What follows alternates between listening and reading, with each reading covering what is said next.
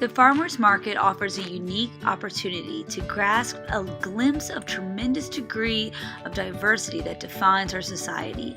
The people that visit and shop these markets come from a variety of cultures, religions, and socioeconomic backgrounds.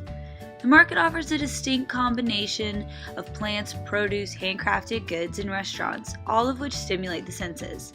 The atmosphere initially appears chaotic, with tables of various shapes and sizes lined up along the walkways, and with each vendor possessing their own unique strategy for displaying their wares. Is this simply chaos at work, or is there a method to this madness that is not immediately apparent?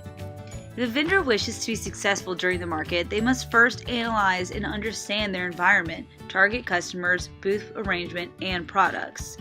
It is important for vendors to determine booth placement based on such factors as the physical location within the market space and the location of the competition.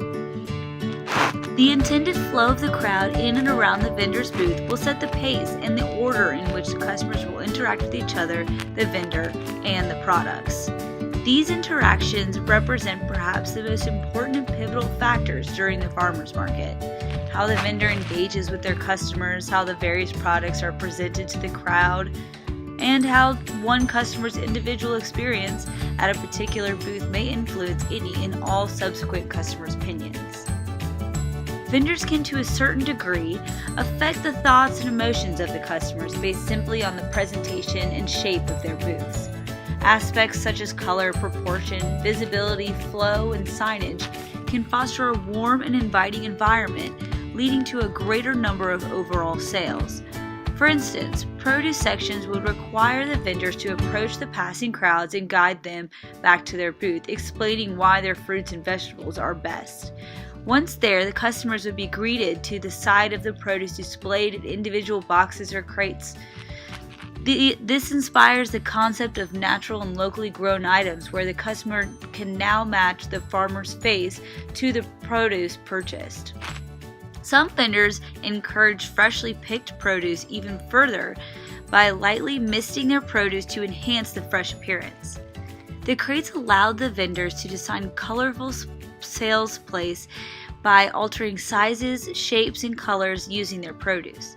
Despite their simple construction, crates can have many different forms and functions.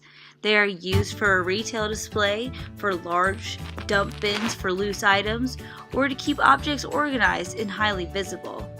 Regardless of the product, whether anthropology, kitchenware, candles, or jewelry, the farmer's pumpkins, tomatoes, jelly jars, this allows the vendor to visually amplify their products to the market customers. In contrast to the plant section, was set up very differently.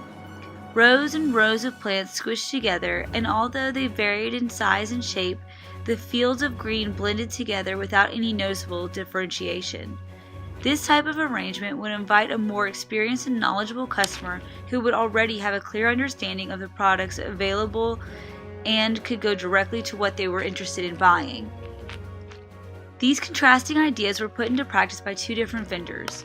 One, the vendor, Robert, had too many signs and customers seemed confused and walked away.